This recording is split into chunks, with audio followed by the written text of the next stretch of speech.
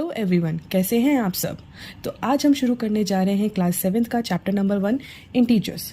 Integers में काफ़ी बच्चों को काफ़ी दिक्कत होती है, काफ़ी कंफ्यूजन होता है कि हमारा एंड रिजल्ट पॉजिटिव आना चाहिए कि नेगेटिव आना चाहिए। तो आई होप इस लेक्चर के बाद आपका सारा कन्फ्यूजन दूर हो जाए। अब इंटीजर्स को जानने से पहले कि इंटीजर्स क्या है, कैसे होते हैं, उसको जानने से पहले हमें कुछ चीज़ों की नॉलेज होनी चाहिए, जो है हमारे नेचुरल नंबर्स।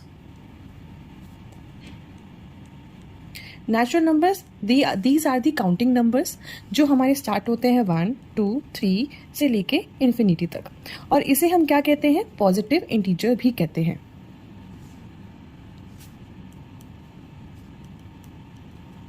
इंटीजर्स भी कहते हैं। नेचुरल नंबर्स के बाद हमारे पास आते हैं एक होल नंबर। होल नंबर्स हमारे सिमिलर होते हैं नेचुरल नंबर्स की तरह, लेकिन उसमें एक हमारा ज़ीरो भी इंक्लूडेड होता है। इसलिए नेचुरल नंबर और होल नंबर में सिर्फ एक ही डिफरेंस है कि नेचुरल नंबर को हम पॉजिटिव इंटीजर्स भी कहते हैं, बट इसमें ज़ीरो नहीं होता, और होल नंबर्स में हम ज़ीरो को भी इंक्लूड करते हैं, और ये भी हमारा एक सेट ऑफ पॉजिटिव इंटीजर्स ही बोलते हैं। अब इंटीजर्स क्या होते हैं? इंटीजर्स हमारे ऐसे नंबर्स होते हैं जिसमें हमारा नेगेटिव, ज़ीरो और पॉजिटिव, ये तीनों नंबर्स हमारे इंक्लूड होते हैं। जैसे कि एग्जांपल अगर मैं लूँ, -3, -2, -1, फिर 0, 1, +1, +2, +3 टिल प्लस इन्फिनिटी, और यहाँ से भी टिल माइनस इन्फिनिटी। ठीक है, सो हम ये कह सकते हैं कि जो हमारे पॉजिटिव इंटीजर्स हैं वो होते हैं हमारे +1, +2, +3 टिल पॉजिटिव इन्फिनिटी, और जो हमारे नेगेटिव इंटीजर्स हैं वो है हमारे -1, -2, -3 टिल माइनस इन्फिनिटी। और इन सभी को हम एक रिप्रेजेंट करते हैं नंबर लाइन में। नंबर लाइन हमारी कुछ इस तरीके की दिखती है। बीच वाला नंबर हमेशा 0 से स्टार्ट होता है, और हम यहाँ पे +1 लिखते हैं, +2 लिखते हैं, +3 लिखते हैं। ये एरो का साइन हमें डिनोट करता है कि ये जो हमारी लाइन है वो हमारी इन्फिनिटी तक चल रही है। तो हम यहाँ पे आप कहीं पर भी रुक सकते हैं। यहाँ पे -1 लिखते हैं, यहाँ पे -2, -3 एंड -4। ठीक है, इस नंबर लाइन से हमें एक चीज़ समझ आ रही है कि जो हमारा 0 है वो हमारा हमेशा क्या है, सेंटर पर है, और सेंटर से अगर हम राइट पर चलते हैं तो वो हमारे पॉजिटिव इंटीजर्स दिखाता है, और अगर हम लेफ्ट पर चलते हैं तो वो हमारा नेगेटिव इंटीजर्स दिखाता है। ध्यान रखिएगा, काफ़ी बच्चे गलती करते हैं नंबर लाइन बनाने में।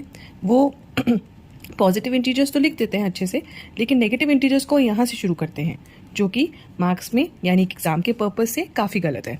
हमें हमेशा 0 से +1 इधर जाना है और 0 से -1 इधर जाना है। जितने हम प्लस की तरफ मूव करेंगे, जितने स्टेप्स, उतने ही इक्वली स्टेप्स हमें नेगेटिव इंटीजर्स की तरफ मूव करना है। यानी कि अगर मुझे +4 पे जाना है तो मैं 1, 2, 3, 4 स्टेप्स चलूंगी, और मुझे अगर -4 पे जाना है तो मुझे सेम स्टेप्स चलने हैं, 1, 2, 3, 4।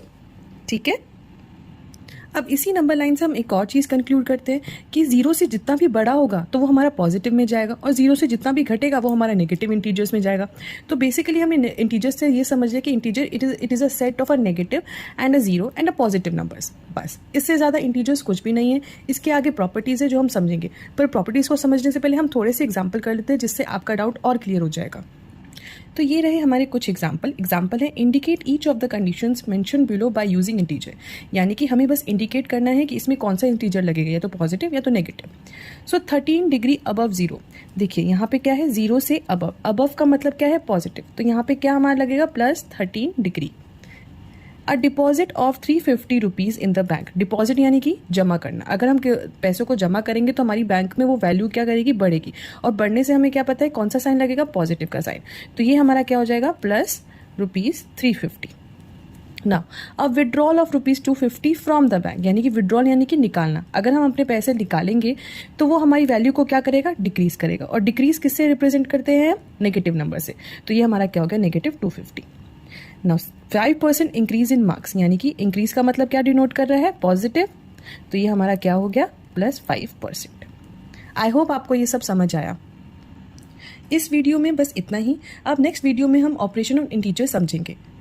Thank you.